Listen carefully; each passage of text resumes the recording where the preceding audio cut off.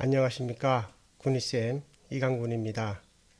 오늘도 군이쌤의 자연건강 치유 이야기를 시작하도록 하겠습니다. 지난 시간에 우리는 천간의 성격에 대해서 알아보았습니다.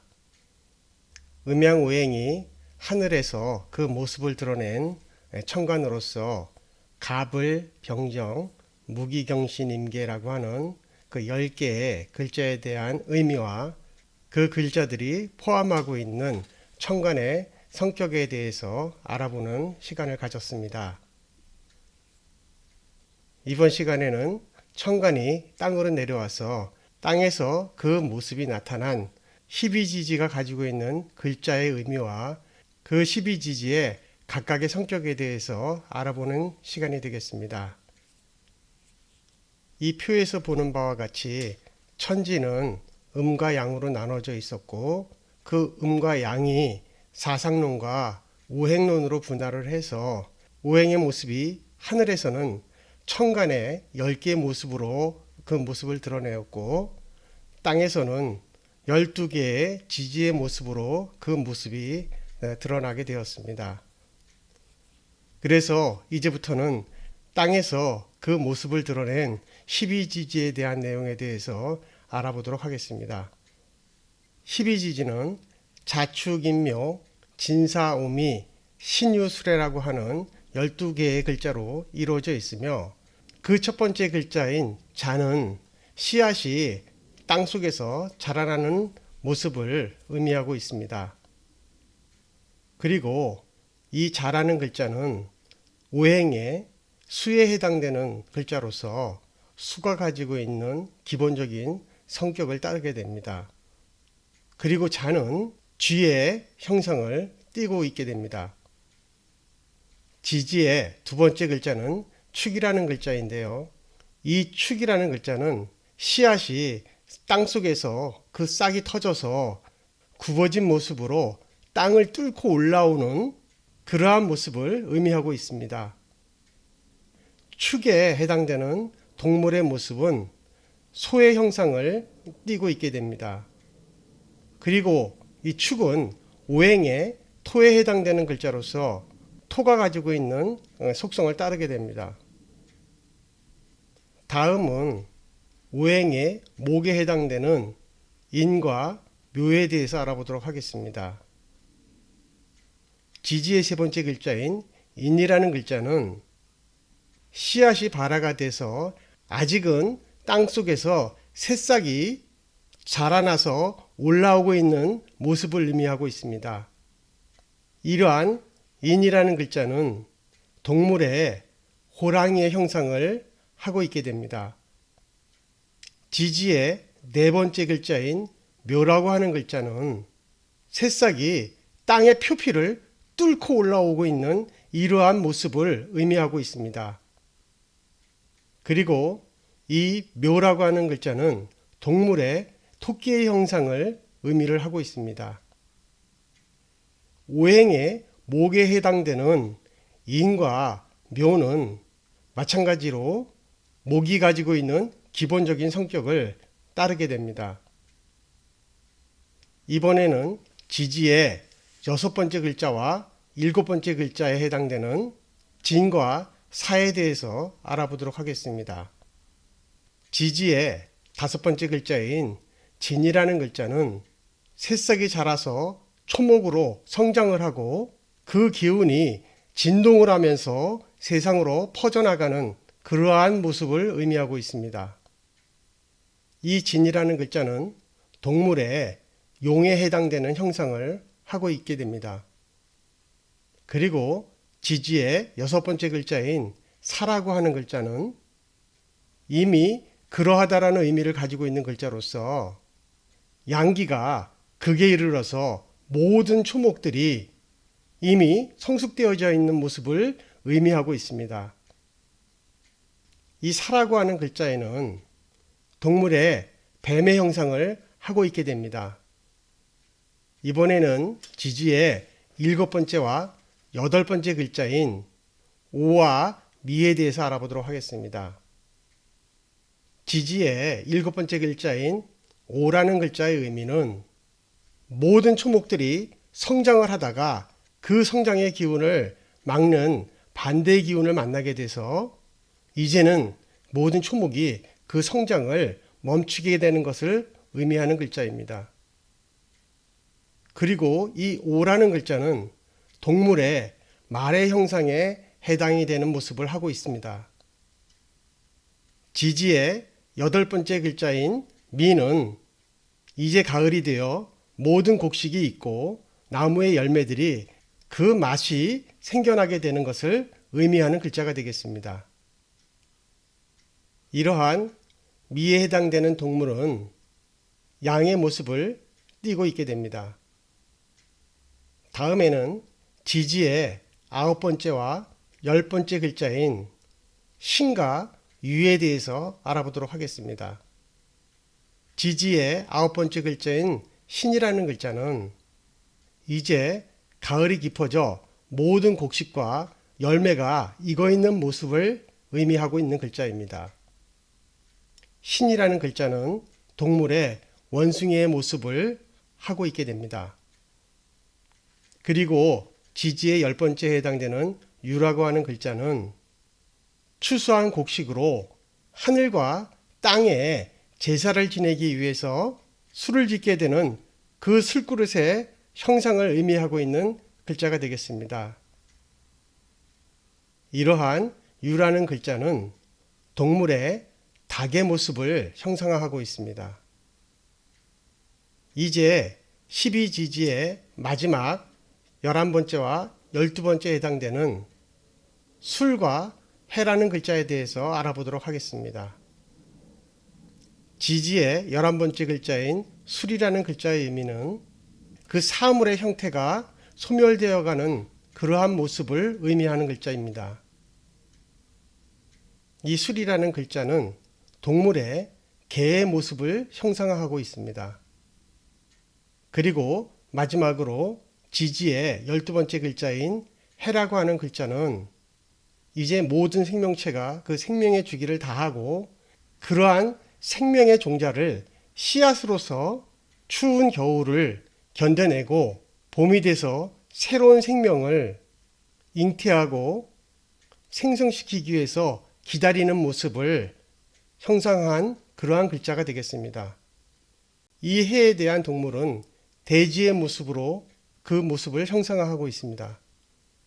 오행의 모습이 천간에서 그 모습을 가불병정, 무기경신, 임계라고 하는 10개의 모습으로 하늘에서 그 모습을 드러내고 그렇게 드러냈던 10개의 천간의 모습이 땅으로 내려와서 12개의 지지의 모습으로서 그 모습을 형상화하고 있는 것이죠. 자축인묘 진사오미 신일술의 12개의 지지의 모습을 우리는 띠라고 해서 자기가 태어난 해에 해당되는 띠로서 그 형상들의 모습들을 알고 있습니다. 그래서 내가 무슨 띠냐라고 얘기를 하면 내가 태어난 해에 해당되는 동물을 의미하고 있는 것이죠. 그것을 우리는 내 띠라고 얘기를 합니다.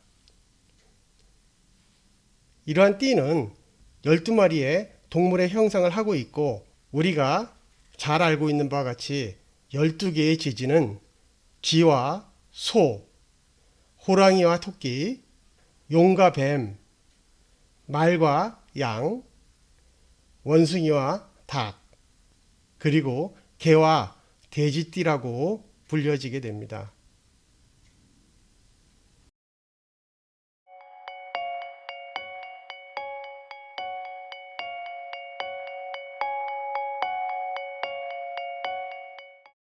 사실 기지를 공부하는 데 있어서 이러한 동물의 모습은 지금은 당장 중요하지는 않습니다. 하지만 이러한 동물들이 12지지를 대표하는 그러한 동물의 모습으로 형상화하고 있는 것을 우리는 생활 속에서 만나게 됩니다. 다음 상강부터 본격적으로 학습하게 되는 지질에 대한 내용을 이해하기 위해서 지금까지 알아보았던 음양과 오행 그리고 청관과 지지에 대한 내용들을 여러분들이 다시 한번 잘 복습해 주시길 바랍니다. 이러한 청관과 지지는 오행의 기질로서 음의 기운과 양의 기운을 가지게 되고 음의 기운과 양의 기운이 각 기질의 성격과 힘의 강약에 대한 기준을 삼게 됩니다. 그래서 청관과 지지에 대한 음과 양에 대한 내용들에 대해서도 여러분들이 다시 한번 확인해 볼 필요가 있는 것입니다. 특히 12지지의 음과 양에 대한 내용에서는 수에 해당되는 자와 해 그리고 화에 해당되는 병과 정은 명리에서는 그 음과 양의 모습이 바뀌어서 활용을 하게 됩니다. 따라서 자는 음으로 해는 양으로 그리고 정은 음으로 병은 양으로 활용이 되는데 이것이 주역과 육회에서는 원래 상태대로 자가 양으로 해가 음으로 정이 양으로 병이 음으로 적용을 하게 됩니다.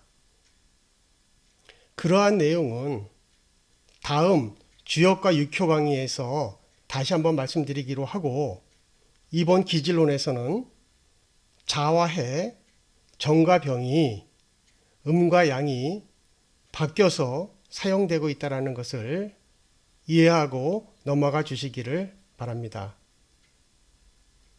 이상에서 알아본 12지지들은 각각의 오행에 속하게 되고 또한 청간에 해당되는 그러한 내용들을 포함하게 됩니다. 오행의 기운이 하늘에서 나타낸 모습을 청간이라 하고 땅에서 나타낸 모습을 지지라고 하였는데 실제 기질론에서 보다 중요한 것은 청간에서 나타나고 있는 가불병정, 무기경신, 임계라고 하는 이 10개의 성격이 우리의 기질을 대표하는 성격이 되고 그러한 10개의 성격에 해당되는 12지지 안에서는 청간에 해당되는 그러한 성격들이 땅속에 숨어 있다고 해서 이것을 우리는 지장간이라고 부르고 그 지장간 안에 숨어 있는 이러한 청간의 기운들을 각각 지지들이 그 내용들을 포함하고 있게 됩니다. 하지만 이 지장간에 대해서는 다음번 청간 강의를 할 때 그때 보다 자세하게 설명을 하기로 하고 지금 단계에서는 지지 안에는 지장간이라고 하는 청간의 속성들이 또 그 땅 속에 같이 포함되고 숨겨져 있다는 것을 이해하고 넘어가 주시길 바랍니다. 이러한 지장간은 청간의 기질이 힘이 있는지 없는지 그래서 그 하늘의 기운이 땅에 그 뿌리를 두고 있는지 그러지 아니한지에 대한 통근을 파악할 때 활용을 하게 됩니다. 따라서 지금은 지지 안에 청간에 해당되는 그런 기운들이 같이 포함되어 있다라는 정도로서 여러분들이 이해하고 넘어가면 되겠습니다.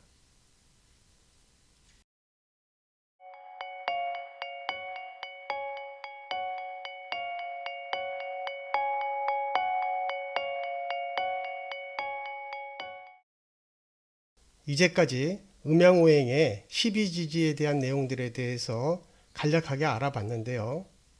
그 12지지에 대한 내용을 다시 한번 간단하게 요약을 해본다면 12지지의 첫 번째 글자인 자라는 글자는 오행의 수에 속하는 글자로서 씨앗이 땅속에서 이제 막 자라나는 모습을 의미하고 있고 이러한 자는 동물의 쥐의 모습을 형성하고 있습니다.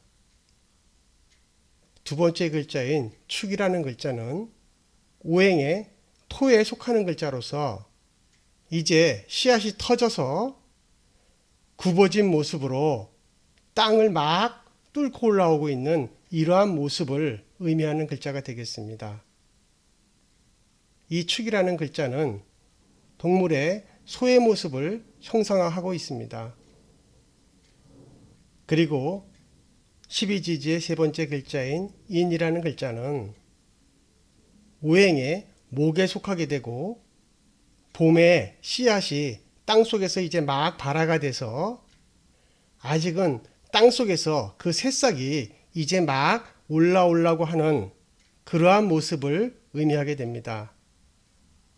이러한 인이라는 글자는 호랑이의 모습을 형상화하고 있습니다. 이번에는 12지지의 네 번째 글자에 해당되는 묘라는 글자에 대해서 알아봅니다. 12지지의 네 번째에 해당되는 묘라는 글자는 새싹이 이제 막 땅을 뚫고 올라오는 그러한 모습을 의미하고 있습니다. 오행의 봄에 해당되는 이 묘라는 글자는 동물의 토끼의 모습을 형상화하고 있습니다. 그리고 12지지의 다섯 번째 글자인 진이라는 글자는 이제 새싹이 자라서 초목으로 성장을 하고 그 기운이 진동을 하면서 이제 바깥으로 퍼져나오는 이러한 상태를 의미하는 글자입니다. 이 진이라는 글자는 오행의 토에 소속이 되고 동물은 용의 모습을 형상화하고 있습니다. 그리고 오행의 화에 해당되는 여섯 번째 글자인 사라고 하는 글자는 이미 그러하다라는 의미를 가지고 있고 따라서 양기가 극에 달아서 모든 초목들이 이미 성숙해진 모습을 의미하고 있습니다. 그리고 동물의 모습으로는 뱀의 모습을 형상화하고 있습니다. 12지지의 일곱 번째 글자인 오라는 글자는 마찬가지로 오행의 화에 속하는 글자이며 모든 초목들이 이제 충분히 성장을 해서 이제 반대 기운을 만나서 그 성장을 멈추는 모습을 의미하고 있는 글자가 되겠습니다. 이러한 오의 글자는 동물의 말의 모습을 형상화하고 있습니다. 12지지의 여덟 번째 글자인 미라고 하는 글자는 오행의 토에 속하는 글자로서 초목들이 결실을 맺어서 그 열매들의 맛이 생겨나게 되는 이러한 모습을 의미하는 글자입니다. 그리고 이 미라는 글자의 동물의 모습은 양의 모습을 띠고 있습니다. 12지지의 아홉 번째 글자인 신이라는 글자는 오행의 금에 속하는 글자로서 열매가 완전히 익어 있는 모습을 의미하는 글자가 되겠습니다. 그리고 이러한 신이라는 글자는 동물의 원숭이의 모습을 형상화하고 있습니다. 12지지의 열 번째에 해당되는 유라고 하는 글자는 역시 금에 속하는 글자로서 추수한 곡식으로 땅과 하늘에 제사를 지내기 위해서 술을 만드는 술그릇의 모양을 형상화하고 있는 그러한 글자가 되겠습니다. 이러한 유라고 하는 글자는 동물의 닭의 모습을 형상화하고 있습니다. 12지지의 11번째 글자인 술이라는 글자는 오행의 토에 속하는 글자로서 이제 그 사물의 형태가 소멸되어 가고 있는 그러한 모습을 의미하는 글자이고 동물의 형상으로는 개의 모습을 형상화하고 있습니다. 마지막으로 오행의 12번째인 해라고 하는 글자는 수에 속하는 글자로서 이제 모든 만물들이 성장을 멈추고 생명의 종자를 씨앗으로 저장을 해두고 내년 봄에 다시 태어날 준비를 하는 이러한 모습을 의미하는 글자가 되겠습니다. 이러한 해라는 글자는 동물의 돼지의 모습을 형상화하고 있게 됩니다. 이렇게 우리는 희비지지의 글자의 의미와 그 글자에 해당되는 동물의 모습에 대해서 알아보았습니다.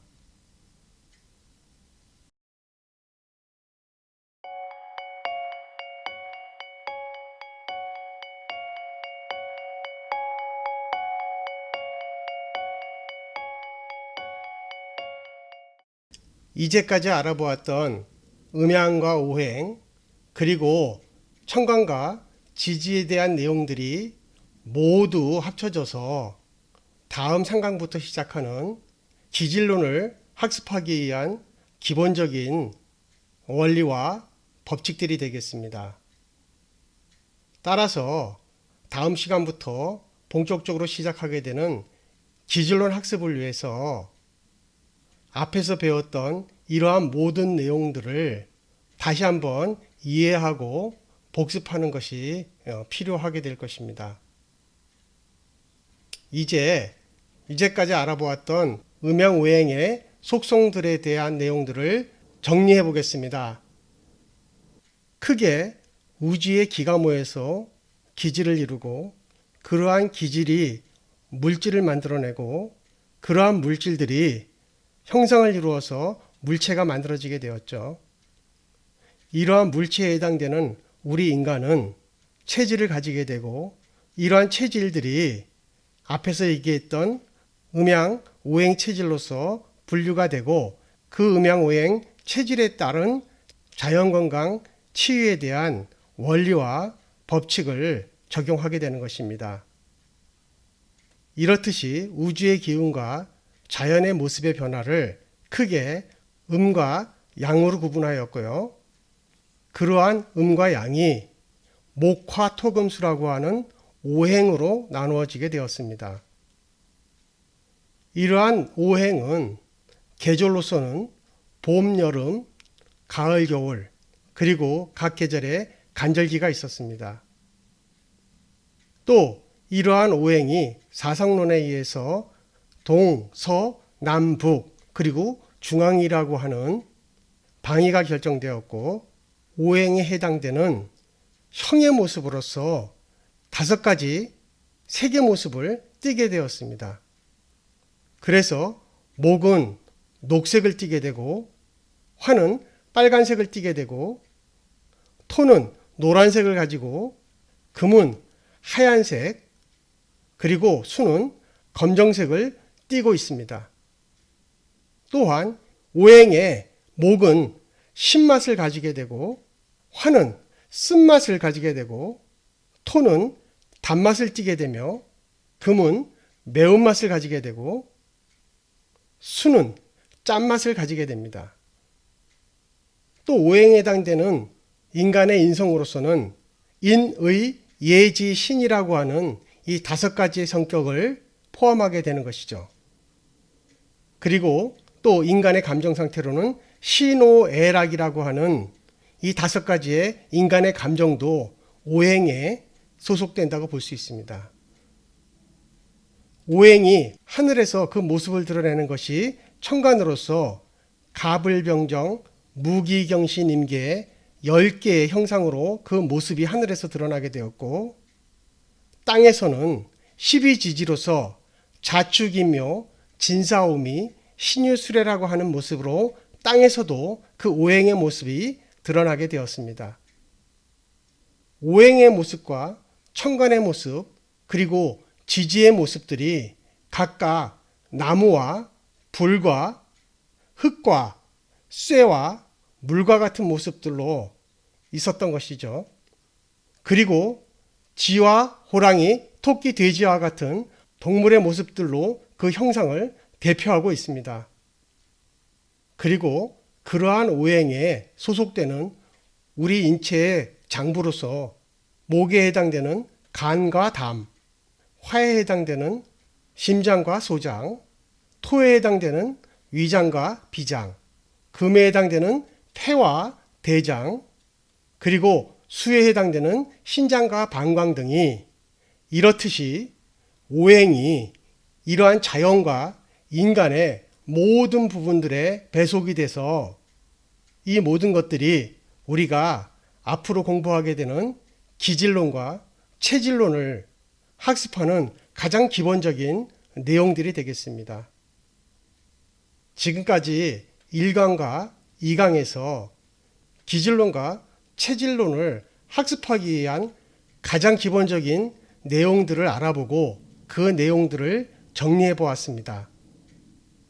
이제부터는 이러한 내용들을 근간으로 해서 다음 시간부터는 본격적으로 사주 명리를 통한 기질론에 대한 내용들을 학습하도록 하겠습니다.